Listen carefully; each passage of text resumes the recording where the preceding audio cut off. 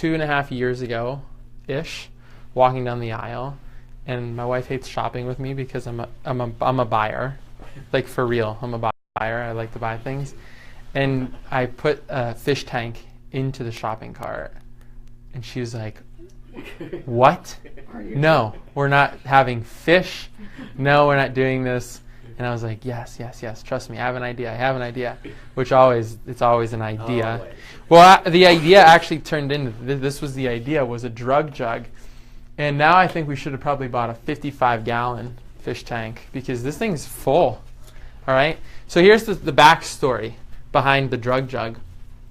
Some of you know that I worked for the second largest drug dealer in the world, GlaxoSmithKline, for a year out of school, and I really, truthfully, thought that I was going to spend the rest of my life working there. I mean, the full first week was an amazing orientation with tons of other students, young people ready to join the second largest pharmaceutical company in the world with vigor. I mean, it was exciting. They put on quite the production for us for the first week. And interestingly enough, as soon as I got there and got into the orientation, I knew that I was in trouble because I was like, oh no, I'm probably not going to spend the rest of my life working here. I mean, it happened that fast. I remember how proud I was to be employed by them, and I couldn't wait to get my business card. It's like GlaxoSmithKline Pharmaceuticals. I was like, this is pretty awesome. I remember how proud my family was of me to be working for them. It was like a pretty big deal, right? My first 401k job out of school. Like, this was going to be my career. Yeah, we're at 401k. So, and I remember very clearly when we were in our orientation, they handed out a regular sized piece of paper, and it had probably 40 or 50 different pharmaceuticals listed on it by their name. Okay, and one of this was the icebreaker. We were to go around the room, form groups, and figure out what that specific pharmaceutical drug made by GlaxoSmithKline was prescribed for, or what the use was. And we didn't know. But you hear all these words on the television, Eliquis and Lipitor and all these words. I mean, that was the icebreaker. Connect it to what it's used to treat.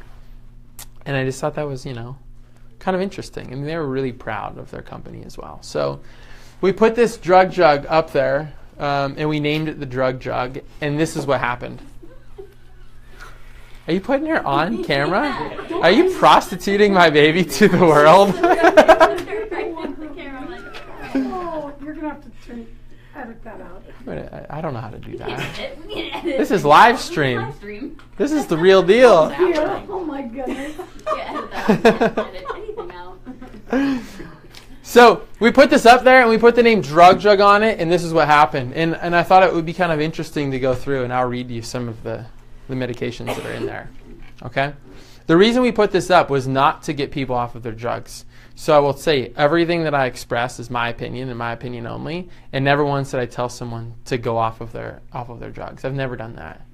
I absolutely have told hundreds of people you should consider an option to get off those drugs if you can. Right? And as I always say, if you can, because the only person that can take you off the drugs is the person who puts you on the drugs legally. I mean, a doctor I don't prescribe drugs. I always tell people I don't prescribe drugs. I think that when people start to get to a point in their life where they're feeling better and functioning better, something goes off in their head. Okay? And the question always is, should I continue to take these? Okay? And I'm not telling anyone in this room they should stop taking their drugs. Fair? Okay. So, people in the community have roles. Very important roles. So a firefighter. What's the role of a firefighter? To fight fires. Period. Did you think it was a trick? I like how she said it, because fight fires, period. At what expense to the home? If there's a fire in the home and it's blazing and the firefighters show up, at what expense to the home will they fight the fire? None. They will completely destroy. They will blow a hole in the side of your house. They'll smash your windows out. They will cut holes in the wall with chainsaws to get in. They'll do whatever they can to get in there and put the fire out. Okay? And has anyone ever known a firefighter?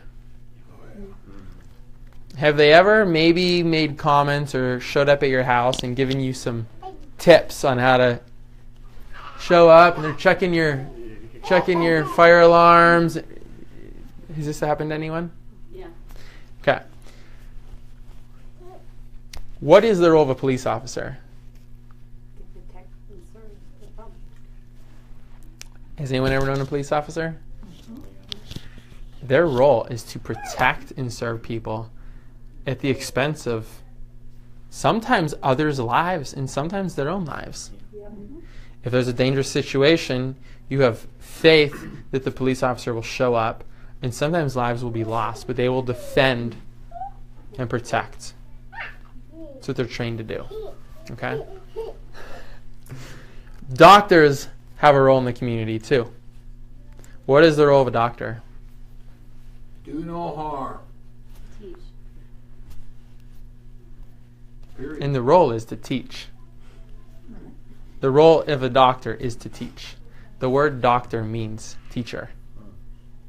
That's the role of your doctor. And we take that very seriously here. So we have these classes. So we have these conversations.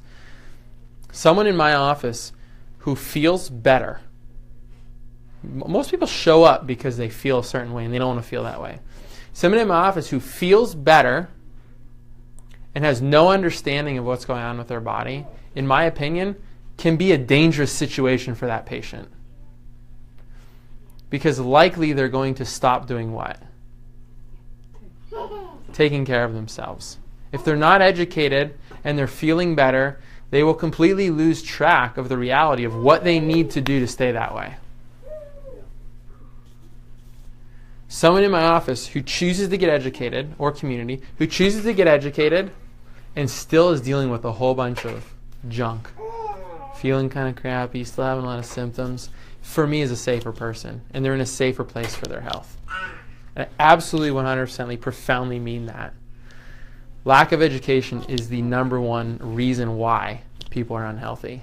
It's not because they're not taking their medications. It's not because they're not going to their doctor. It's not because they're not eating healthy. It's because they're not educated on how to be healthy. Because we have too many options today. Yeah. We are so confused and detached from the reality of what it means to be healthy that we go astray. So the word doctor means teacher, and the role of a doctor is to teach you. And now I start having some concerns with the model. Because I know there's not a lot of teaching going on out there, and I know that the major way that doctors are compensated for their time is by giving you one of these.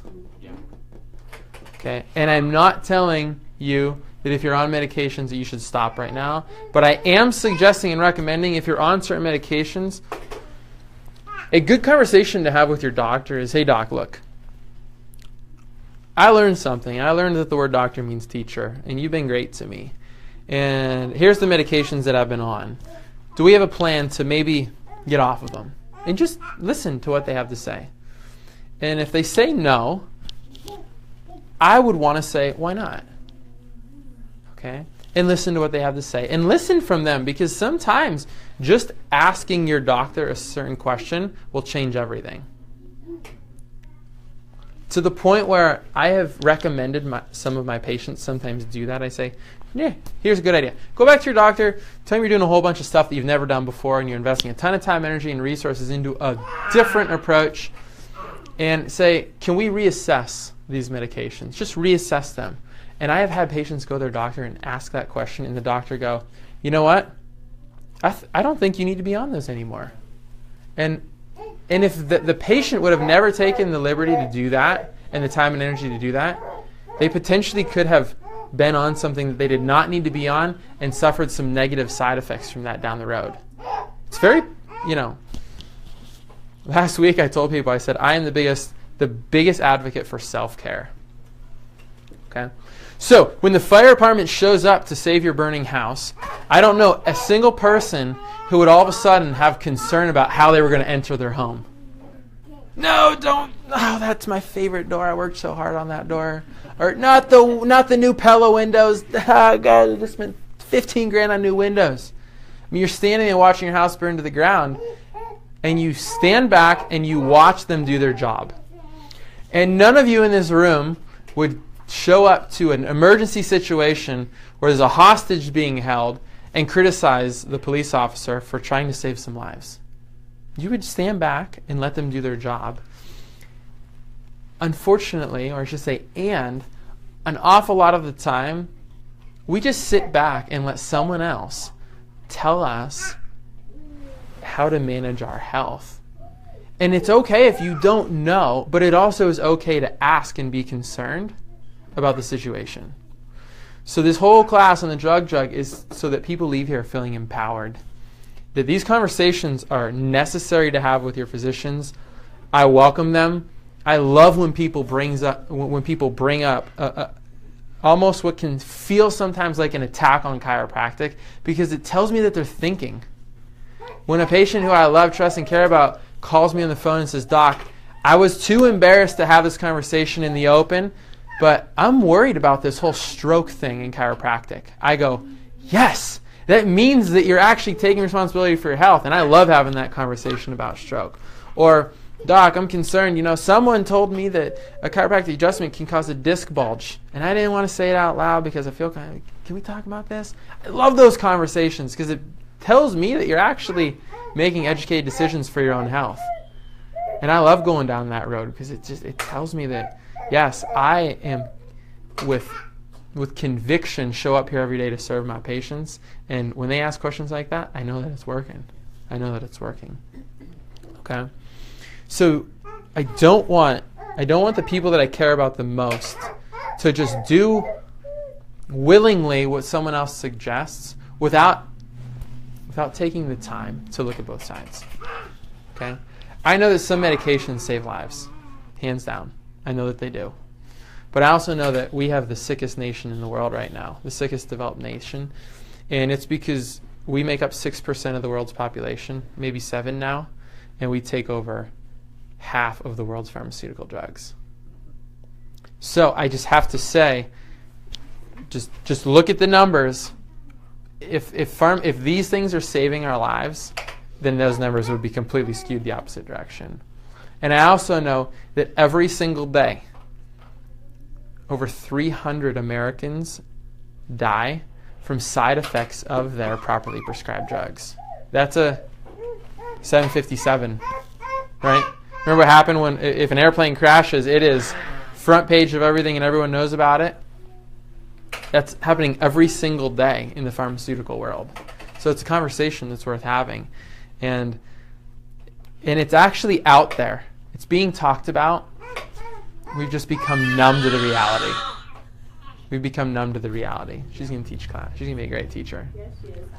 Are you okay?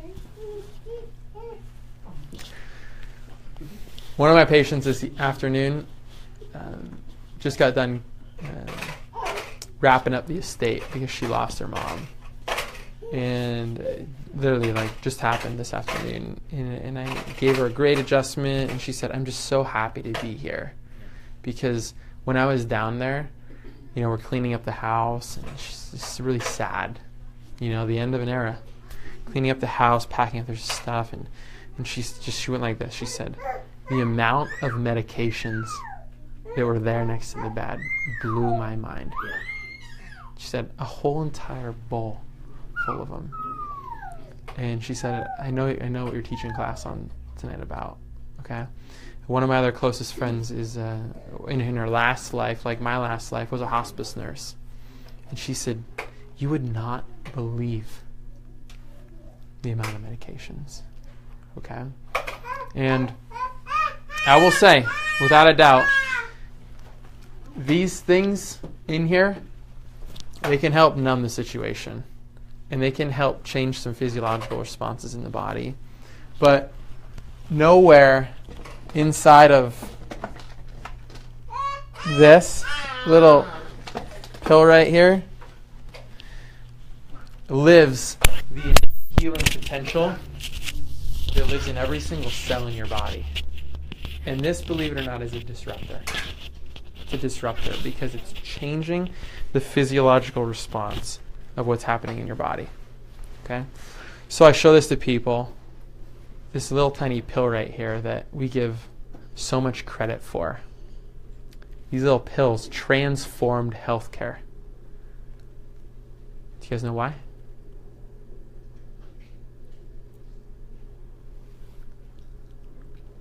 Because they make a lot of money. They transformed healthcare. Okay?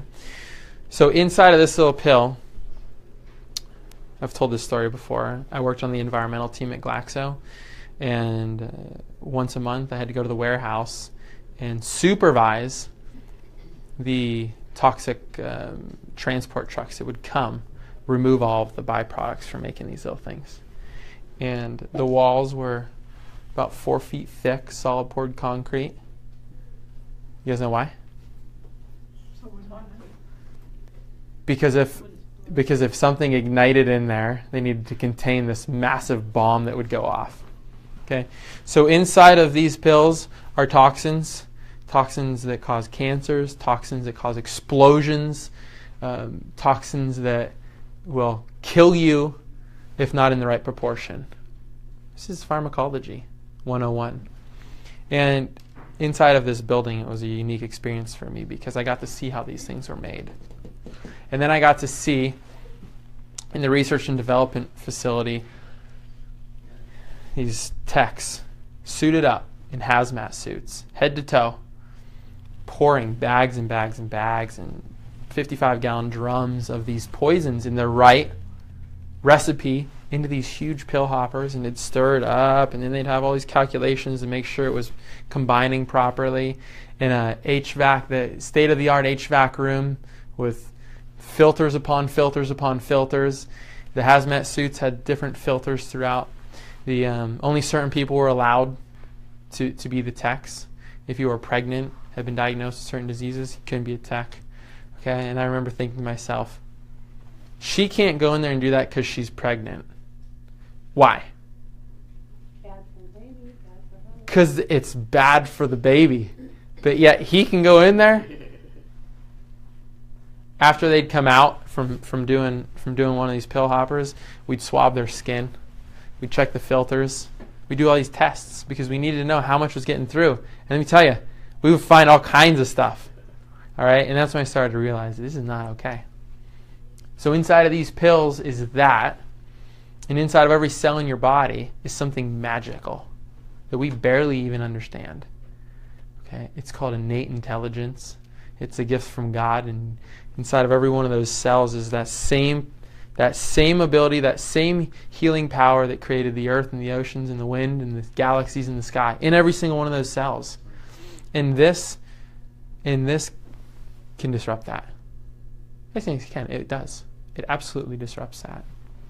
So I tell people, I'm sharing with you something that you've maybe never heard before, and I'm sharing with you something that can absolutely 100% change your life, and that you could think you're going right your whole life, and then all of a sudden we take a left turn. And it can feel awkward, uncomfortable, and all I ask is that you show up and have these conversations with me, because each time you leave here, I know the car ride home can be a little bit interesting, either inside your head or with your spouse. We've had lots of car ride homes from conversations like this that just, you go, wow, okay, I got it. Why this industry right here can convince you, and I'm not going to go down this rabbit hole, some of you in this room will know what I'm talking about, can convince you that something like this plant that grows in the soil that God created and with the same healing powers that God gave us and the same foods that come from these plants all over the world, why this industry can convince you that that is wrong and this is right is beside me. I can't even sit at the table to have that conversation because it doesn't resonate with me. I don't get it. Okay? The industry has done a very very good job convincing us that we need more of these. And even if you just look at the data, you could have a 6-year-old look at the data and go, yeah, those aren't helping us. Okay? So here's some of the things that we found in here. It's been crazy. Okay? I wrote down my note. I made a note. Can you go grab that note off my desk? It's got like 6 things on it. Because I was just digging through here and I was pulling some stuff out. Of course, you can see a bunch of over-the-counter products. I'll tell you a story about a woman. She actually tells it when she's in class. She had a headache for 30 years. All day, every day, never went away. 30 years. We have these miracles that happen in here every day, and sometimes they're this profound. Any of these notes? Let me see this one. There's so many notes. I don't know. I'm like, Oh, man. I was like, There's so many notes. I was like, I don't know. That's such a good point. So she had a headache for 30 years straight. She got her first chiropractic adjustment. And I'm not telling you that this is how this works, but it can. She got her first chiropractic adjustment, and she's oh my gosh, these are all on my desk. You have a problem. And she stood up and she said, my headache just went away. Like that. And she started crying. And I said, well, how long have you had a headache for? And I'm looking through her notes like frantically. I'm thinking, and he says, has history of headache on and off for multiple years. She says, 30 years, I think. Oh my gosh, are you serious? She said, yeah, 30 years. I'm not joking. And with tears rolling down her face. Okay?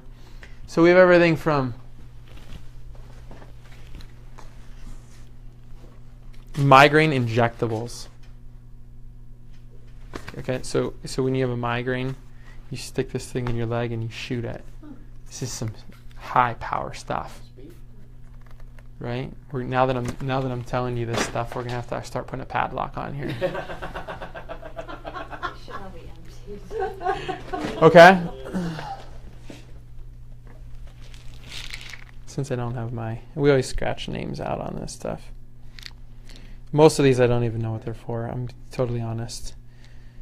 Lithium. Who knows what lithium's for? Lithium for folks that are bipolar. Depression. Keeps them in line. That's what that one was. That was a lithium bottle of lithium.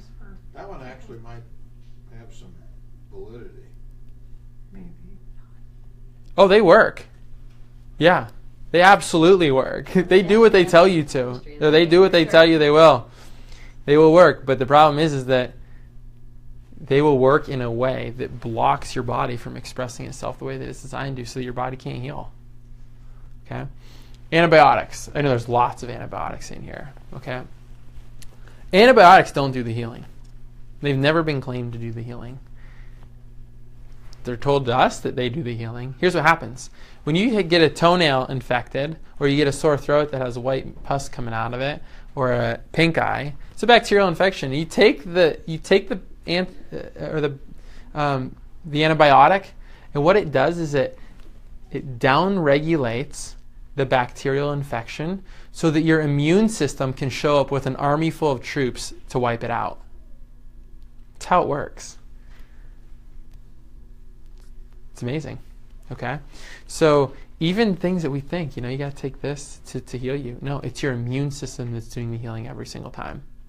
And when the antibiotics down-regulate the foreign invaders, the good troops come in, and if you haven't a fighting chance, your immune system starts to recognize those, and then they put markers on them, and then they actually help to fight to prevent it from happening again. Okay? In here, when I was looking this morning, there are statin drugs in there. Who knows what statin drugs are used for? Cholesterol? Mm-hmm. The cholesterol topic has been so thoroughly debated over the past decade that, in my opinion, it's over. Okay? There have been books written by cardiologist after scientist about how the statin era of drugs will eventually go away because it's not the cholesterol that's the bad guy. It's the inflammation from the sugar. Okay?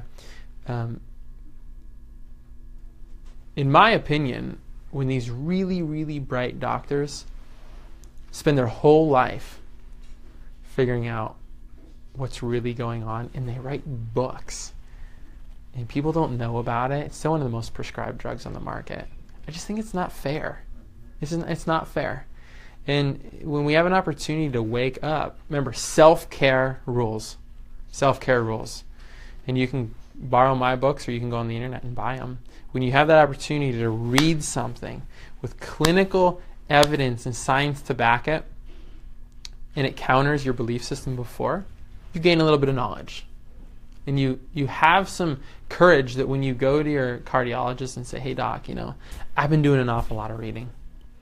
I'm concerned. What's the game plan to get me off these statins? And the doctor says, no game plan, you need to stay on them for the rest of your life. For me, that might be the moment where in your head you think, is there another way? Or that might be the moment when the doctor says, what have you been reading? Remember, teacher, what have you been reading? Well, doc, I've been reading this stuff. Here's, some research that's out.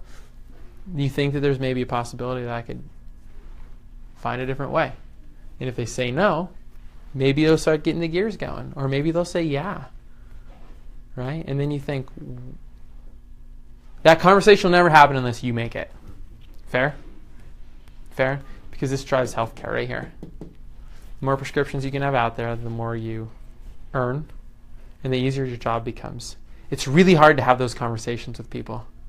And from a doctor's perspective, I told you, I welcome it because I know I have to be a teacher first. But if a doctor doesn't welcome that, it's because it's a hard conversation. Okay? Blood pressure medications. I just had a gentleman throw blood pressure medications in here. I didn't tell him to get off them. Here's why. We adjusted them. What did you say? Because the control center of your blood pressure lives in your brainstem. If there's pressure on your brainstem, your blood pressure can never regulate the way it's designed to. And Okay. I did ask my doctor, and I said, can I get off these? And he said, yes, if you keep your blood pressure below 135. And I said, okay, I'll do it. And you did. Mm-hmm. And you'd never have that conversation if you just wouldn't have opened it up. Opened it up. All right. So the encouragement is not that you need to get off of all your medications, but is that you leave here with a little bit of empowerment to say, yeah, self-care rules. People who choose to be healthy, get healthy. People who decide that they want to get educated on health, stay healthy. Okay? And these conversations should be had every single time you have a conversation with your healthcare provider about a drug. It's my opinion. Call me crazy. I don't think anyone could argue that. Okay? So my challenge on leaving here today is that you don't have to share this with anyone. Just start having this conversation with yourself about what's coming in. Is it building up the resonance, the frequencies, and the life forces of my body the way my body was designed? Or is there potentially a complication there? If it feels like there's potentially a complication there, that's your window. That's your window to look out and maybe have a crossing over the river. Okay? So what's in it for the docs? They're not making any money on these drugs. Who is? Well, the pharmaceutical companies, and my buddy was in charge of Bi-Marts, and they had 60,000 in receivables, and he said if we didn't bring people in the door, we'd close these pharmacies tomorrow. He said they're just a pain in the ass. You can't swear, we're live. Now you're on The nice thing is that You there's can a bunch swear. of people that are on here that they're talking about how they've thrown their drugs into the Really? 1, 2, 3, 4, yeah. 4 throwing their people stuff that are into- watching? Yep. Nice. Talking about how they've been throwing their stuff into the drug side. They're congratulating each other, which is sweet. It's super Yeah, exciting. cool. So it's not something that you frivolously do, because remember, we're dealing with your health. So it's not something where, if anyone in this room or anyone watching comes here tomorrow and tells me that they're going to throw their drugs in there, we're going to have a private conversation. Okay? Everyone who we've seen throw stuff in there, we've had those conversations with them, and a lot of times people make their decision on their own that they're done living a certain way and they're going a new direction. Okay? A lot of these drugs in here, people were on for a long time, and it didn't happen overnight. I tell them, you have to go back to your doctor. We need a game plan. Your doctor needs to be communicating with you what the game plan is. You need to be communicating me what the game plan is, so I can work with you and your doctor in this journey to get off of some of these things. 'Cause some of these things you need to be tapered off of properly. It's very, very critical and important. Okay? More and more and more, we see people just saying, I want something different. And right now, more than ever in the history of this model, are more people ready to go the other direction. Okay? I challenged my family members. And if I challenged my family members, boldly I challenged my family members to the point that it created turbulence. And I knew that eventually you just have to say it. And I challenged my family members. I said, I'm not okay with what's happening here. And it's hard for me because I'm on the other side of the country. And I'm concerned, and I love and support you guys, but I do not support that decision. I do not support the decision, but I love you guys and I support you. And eventually you just get bold enough with yourself that you have that conversation with yourself and with your family members.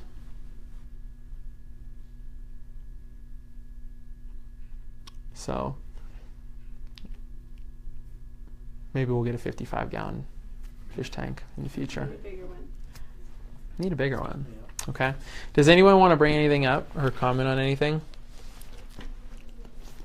I think that one of the reasons maybe people are starting to wake up, everybody wants a quick fix. Yes.